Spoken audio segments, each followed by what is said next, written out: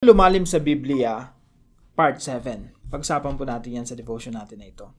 Magandang araw po sa bawat isa sa inyo. Welcome back to our 365 Daily Devotion Seminary Edition. Dito po sa ating diagram, marami na po tayong na-cover. Una yung Covenant of Redemption, kasunduan ng Diyos Ama, Anak at Espiritu. And then Covenant of Works, kasunduan ng Diyos at ni Adan. And then Covenant of Grace, pinag-usapan natin yan. Noahic Covenant o kasunduan ng Diyos at ni Noah. Tapos kahapon po pinag-usapan natin yung kasunduan ng Diyos at ni Abraham. Now, ngayon po ang pag-uusapan natin ay patungkol po kay Moses, Mosaic Covenant po. Nagkaroon ng kasunduan ng Diyos at ang kanyang bayan ng Israel. At yung mediator po yan, tagapamagitan po sa covenant na yan ay si Moses. Para mas magkaroon tayo ng background, so nilikha ng Diyos ang lahat, si Adan, si Eva, pati yung buong creation. Nahulog sila sa pagkakasala. And then sa panahon ni Noah, nakipagkasundo ang Diyos kay Noah. Hindi niya nagugunawin yung mundo. And then dumating yung panahon ni Abraham. Sabi ng Diyos kay Abraham, Abraham, I will bless all the nations through your offspring, Jesus Christ. And then si Abraham po, ang anak niya po si Isaac. Si Isaac, ang anak niya si Jacob. Si Jacob ay nagkaanak siya. At yung 12 anak niya naging 12 tribo. At yung 12 tribo, sila yung bumubuo ng bayan ng Israel. At yung bayan ng Israel, sila yung naging alipin sa Ehipto. Basically po, yung bayan ng Israel ay ipinanganak sa pagkaalipin. So, doon na sila dumami sa bayan ng Ehipto. At naging alipin sila doon at ang pinili ng Diyos na kumbaga yung deliverer. Ang pinili ng Diyos na magligtas sa kanila mula sa pagkaalipin sa Ehipto ay si Moses. So sabi ng Diyos kay Moses, Moses, palayaan mo yung bayan ng Israel. Now, yung bayan ng Israel, nung nandun na sila sa disyerto, nagkaroon sila ng covenant, kasunduan. So yung Diyos nakipagkasundo sa kanyang bayan o yung bayan ng Israel. Ano po ba yung Mosaic Covenant?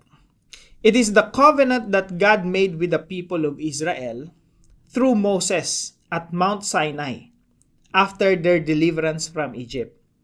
It is a conditional covenant, meaning its blessings were dependent on Israel's obedience to God's laws. So, sa covenant, marami po kasing mga parts yung covenant Parang, isipin nyo parang kontrata siya, May mga parte siya hindi natin masyadong nadidiscuss dito sa mga devotions natin.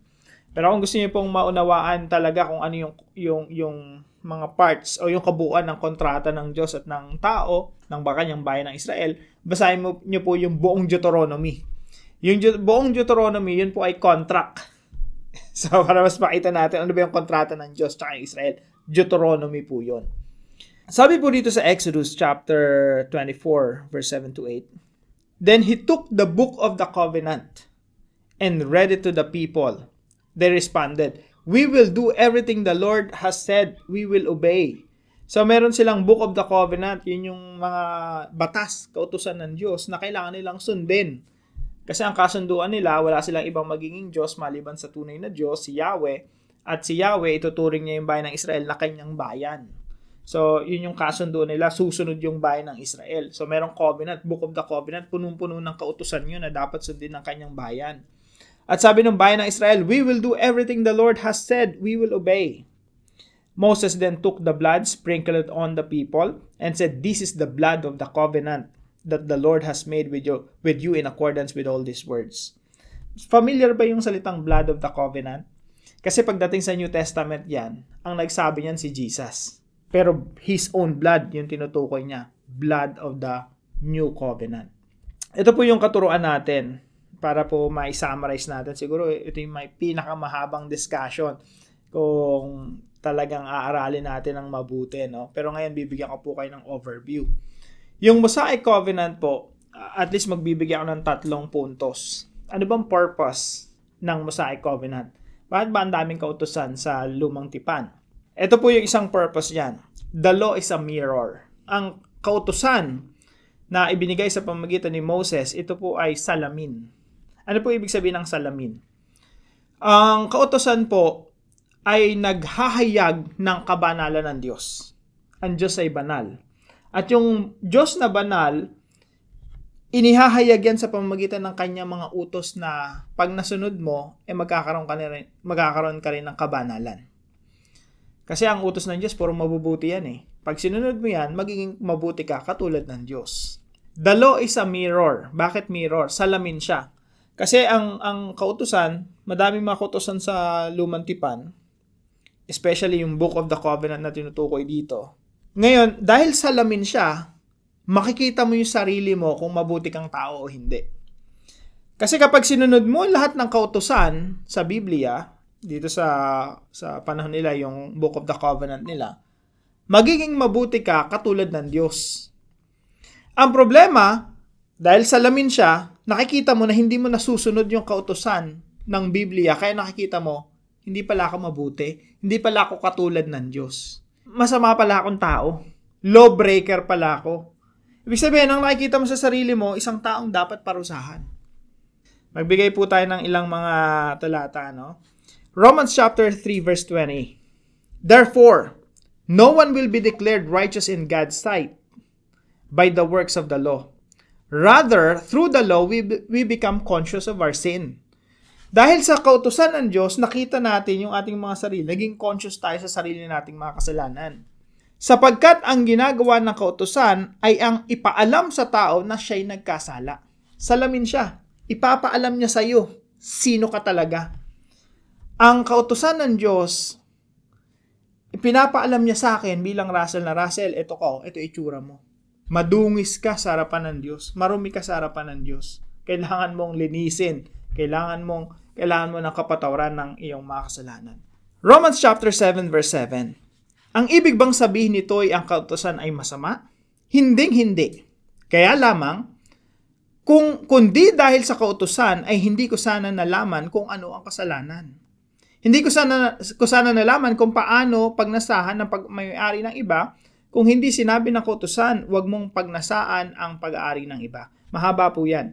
Pero ang point ni Apostol Pablo rito, hindi ko malalaman kung ano yung kasalanan ko, kung ano yung normal kong ginagawa, kung hindi sinabi ng Diyos sa kanyang mga kautusan na mali yan. Ito yung tama. So basically, ang role, ang puntos, bakit may kautusan, para ipaalam sa iyo na hindi mo nasusunod ng kautusan at marumi ka, makasalanan sa harapan ng Diyos. Tayong lahat yun, no? Marumi at makasalanan sa harapan ng Diyos. Pangalawang puntos, the law restrains evil. Yung batas, kaya ibinigay yan ng Diyos para, kumbaga, sugpuin pa rin yung kasamaan ng tao. Sabi po rin sa 1 Timothy chapter 1 verse 8 and 9. We know that the law is good. Mabuti ang kautusan ng Diyos. If one uses it properly, we also know that the law is made not for the righteous. Yung mga kautusan, hindi yan ibinigay para sa mga mabubuti, but for lawbreakers, rebels, ungodly, sinful, unholy, irreligious, for those who killed their fathers or mothers, for murderers. Napakatindi, no?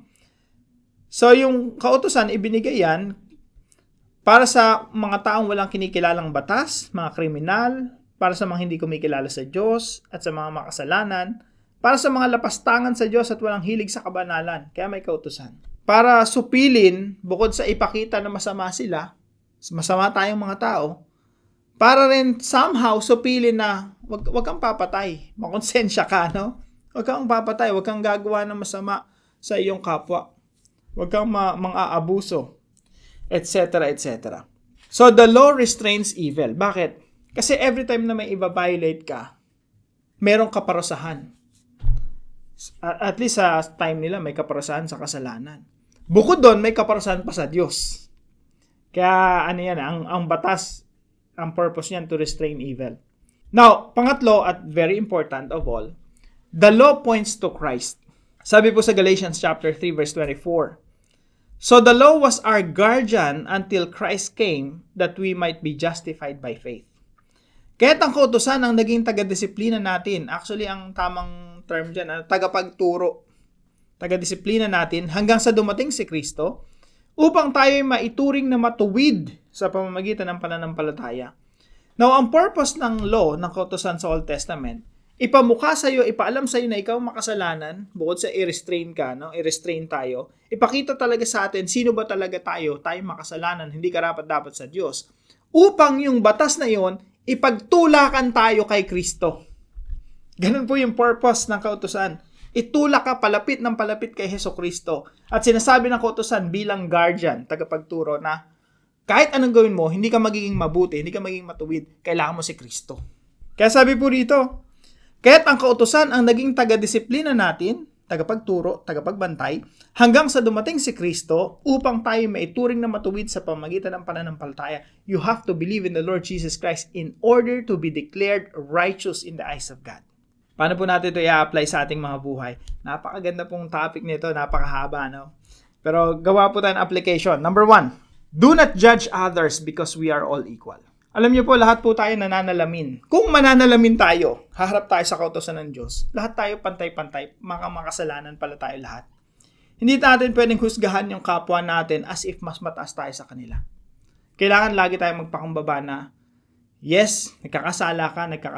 Lahat tayo pare-parehong makasalanan sa harapan ng Diyos. We are all equal, equally sinful. So wag po natin husgahan ng iba, manalamin tayo, tingnan natin ang dungis sa ating mga muka. Kasi po, kung puro ang ibang nakikita, dungis ng ibang nakikita mo, minsan, mapifeel mo sa sarili mo, mas mataas ka kesa sa kanila. Mas righteous ka. Mas banal ka. Pero subukan mong manalamin. Makikita mo rin yung iyong dungis sa harapan ng Diyos. Number 2, abandon your old self, discover your new self. Habang ikaw ay nananalamin, nakikita mo ang iyong dungis, nakikita mo ang iyong karumihan, ang kasamaan ng iyong buhay, pag-uugali natin, no? Makikita natin na kung sino ba talaga tayo sa harapan ng salamin. But at the same time, sinasabi ng salamin, pumunta kay Kristo. Bakit? Ano po ibig sabihin nun? Sa Panginoong Hesukristo, meron tayong bagong identity. Ikaw ay banal, pinatawad, nilinis, binigyan ng bagong buhay sa pamamagitan ng Panginoong Hesukristo. I-abandon mo na yung nakita mo sa salamin. I-discover mo na ang iyong bagong pagkatao kay Kristo Jesus. Kapatid, ikaw na nanonood ngayon, ikaw ay bago ng nilalang. If anyone is in Christ Jesus, he is a new creation. The old has gone, the new has come. You are a new creation. You are brand new. Sa harapan ng Diyos, malinis ka. Brand new. Walang bahid ng karumihan. You are in Christ Jesus. That is your identity. Minsan kasi ang inisip natin, tao lang tayo, makasalanan. Lagi na lang tayo nag-e-excuse na ganon. Pero mga kapatid, tandaan natin, ang identity natin ay naka Kristo na. We have a new life in Christ. Meron na tayong bagong direksyon, bagong buhay. Araw-araw binibigyan tayo ng Diyos ng bagong chance. A brand new start, a fresh start. I-grab po natin yon. At magpasalamat tayo sa Panginoon. Lord, I will live this day for your glory and honor. At pangatlo po, run to Jesus for forgiveness and covering. Tumakbo po tayo sa ating Panginoong Hesukristo para sa kapatawaran ng ating mga kasalanan. After nating manalamin, sabi ang role ng kautusan, go to Jesus. So what we have to do? Run to Jesus for forgiveness and covering. Sabi po sa Romans chapter 4 verse 7, quoted po ito sa Psalm 32. Blessed are those whose transgression are forgiven, whose sins are covered. Pinagpala o mapalad ang pinatawad sa kanilang mga masasamang gawa at ang mga tinakpan ang kanilang mga kasalanan. Mga kapatid, ito po yung blood of the new covenant ng ating Panginoong Hesukristo. Hindi nakagaya ng blood of the old covenant sa panahon ni Moses. Yung blood of the new covenant, tayo po ay covered by the blood of the Lord Jesus Christ. Yes, nagkakasala tayo, pero kasama na yung tinakpan. Parang sa harapan ng Diyos sa Judgment Day, no? Isipin niyo po parang ganun yun tinakpan. Ang nakita ng Diyos yung kabanalan ni Kristo. Yung karumihan natin, tinakpan ng Panginoong Hesukristo. Yun po yung concept ng atonement. Kaya ang sabi dito, whose sins are covered. You are covered by the blood of the Lord Jesus Christ because we are under the new covenant. The blood of the new covenant. At ang mga tinakpan ang kanilang mga kasalanan. Paano mangyayari yun? Run to Jesus. Takbo po tayo sa ating Panginoong Hesukristo for the forgiveness of our sins and for covering. Now, para po sa ating discussion, why should we run to Jesus instead of relying on our own righteousness? Tayo po'y manalangin. Lord, thank you for giving us your law as a mirror to reveal our hearts. I see my sin and my need for your grace. Help me not to judge others, knowing we are all equal before you. Teach me to let go of my old self and embrace the new life you have for me. When I fall, remind me to run to Jesus for forgiveness and covering. In Christ, I am chosen, forgiven, and loved. Thank you for your mercy that never fails. In Jesus' name, amen and amen.